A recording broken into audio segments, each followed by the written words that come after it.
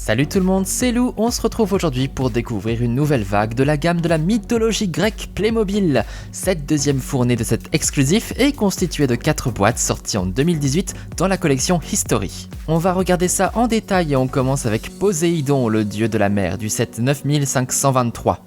Vient ensuite Hermès, le messager divin, dans la référence 9524. Accueillons maintenant Artémis, déesse chasseresse que l'on retrouve dans la boîte 9525. Et enfin, on termine avec Déméter, la déesse des moissons, présente dans le set 9526. On passe au montage ? Allez, c'est parti. Bon, ce sont 4 petites boîtes, donc ça ne devrait pas me prendre trop de temps. J'en profite quand même au passage pour vous rappeler que ces 4 sets exclusifs, tout comme les 2 premiers, sont vendus à l'Acropole en Grèce. En termes de contenu, je les trouve également un tout petit peu plus généreux que dans la première gamme, donc tant mieux. Et voilà, nos 4 nouveaux dieux olympiens sont prêts à rejoindre leurs 2 amis Zeus et Athéna qui sont sortis 2 ans auparavant en 2016. C'est franchement une jolie collection sur un thème très intéressant et éducatif. Et moi qui ai toujours été fasciné par la mythologie gréco-romaine, je suis ravi de voir que Playmobil continue d'exploiter ce thème. Je vous propose sans plus tarder de regarder nos 4 nouveaux dieux et nous avons d'ailleurs une belle parité, 2 hommes et 2 femmes. Commençons avec Hermès, le messager, dieu des voyageurs et des commerçants qui préside à la chance et surveille les routes.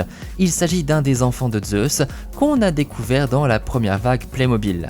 Comme de nombreux dieux, il est vêtu d'une toge, c'était à la mode à l'époque il faut dire, mais lui il est torse nu en dessous. D'ailleurs ce n'est pas un torse Playmobil récent, plus fin et dessiné, ce qui lui donne un drôle d'aspect quand on retire la toge, mais bon, passons. On reconnaît surtout ce dieu grâce à ses sandales ailées qui symbolisent la vitesse. Et oui, comme c'est un messager, faut aller vite pour porter les messages. De la même manière, il est souvent affublé d'un casque ou d'un chapeau, lui aussi avec des ailes, mais il a plutôt ici une couronne avec des plumes. Bon, le résultat est tout de même bien différent, mais on a l'idée. Parmi ses attributs, le plus important est le caducée, un bâton ailé où 2 serpents s'enroulent. Bon bah la version Playmobil, elle est très différente là encore.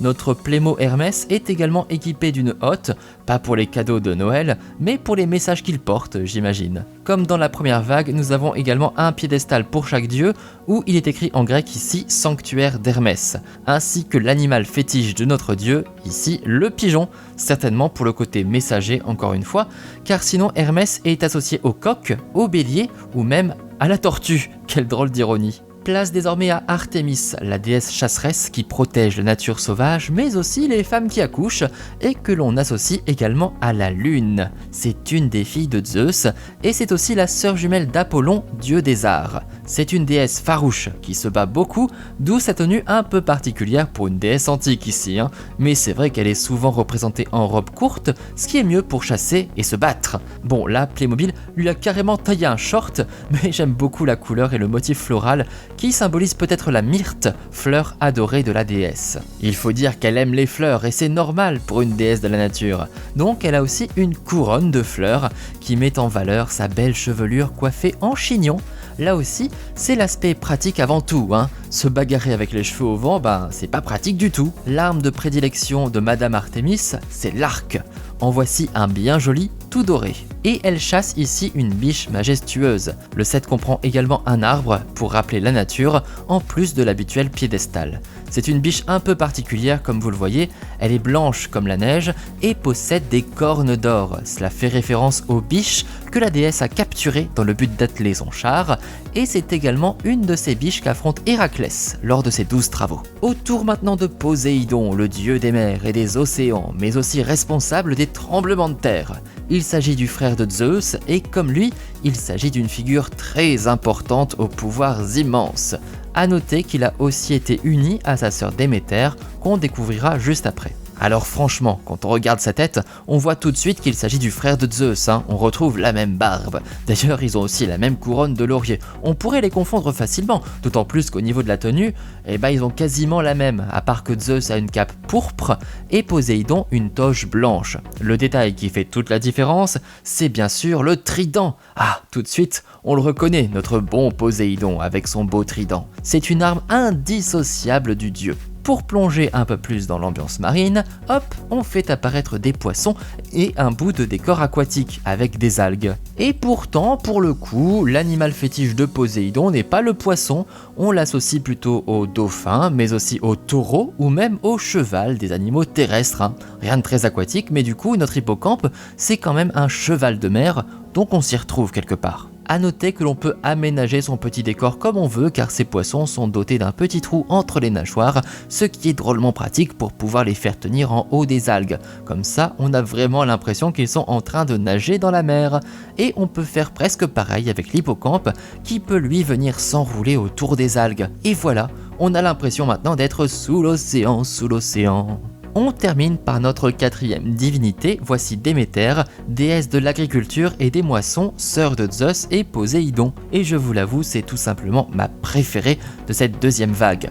Regardez déjà sa magnifique robe bordeaux avec ses motifs dorés, ainsi que cette jolie toge jaune qui se marie si bien avec. L'association des couleurs est superbe. Encore plus beau ce voile doré dans les cheveux qui sont attachés en un joli chignon. Franchement j'adore, c'est mignon tout plein.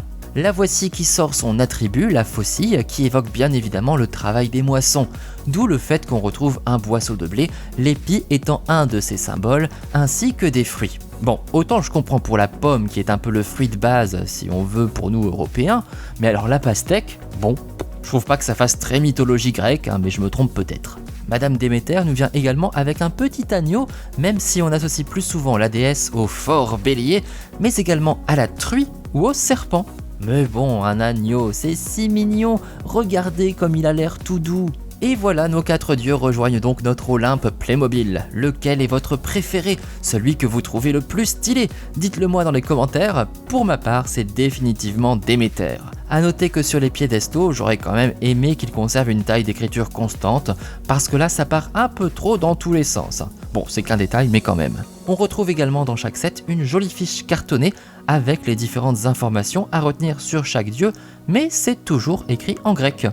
A noter que la pauvre Artémis, en plus, elle a quand même une histoire bien plus courte que celle des autres. Voilà, nous avons fait le tour de nos 4 figurines divines. Qu'en avez-vous pensé? Moi, je suis toujours aussi fan de cette idée. Et j'espère que vous aimez autant que moi vous replonger dans les fabuleuses histoires de la mythologie grecque. N'oubliez pas au passage d'aller voir ma vidéo d'unboxing sur Zeus et Athéna, la première vague de dieux grecs chez Playmobil. Si ça vous a plu, pensez surtout au petit pouce bleu et au partage pour faire découvrir ces dieux. On se retrouve comme toujours dans les commentaires. Et bien évidemment, pour être sûr de ne pas louper les prochains unboxings, il faut s'abonner. A très vite dans le monde divin des Playmobil. Ciao!